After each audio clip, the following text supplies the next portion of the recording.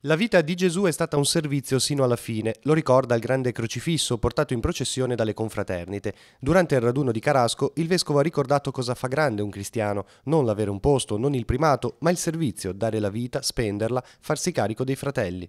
Anche i gesti di carità che le confraternite sono tenute a vivere, perché questa sta nell'origine, è un mutuo aiuto che le confraternite hanno deciso di vivere nel ritrovarci insieme fin dall'antichità.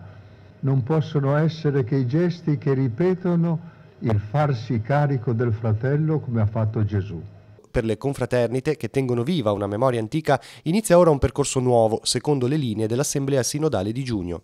Vogliamo lavorare in particolar modo su due aspetti. Uno è quello della comunione. Abbiamo bisogno di avere all'interno delle nostre confraternite una comunione vera e reale per poi essere testimoni autentici all'esterno. E l'altro, quello della carità. Le nostre confraternite sono nate anche per questo scopo di carità. Abbiamo bisogno di lavorare su questo aspetto per cercare di renderlo ancora attuale e di darne autentica testimonianza.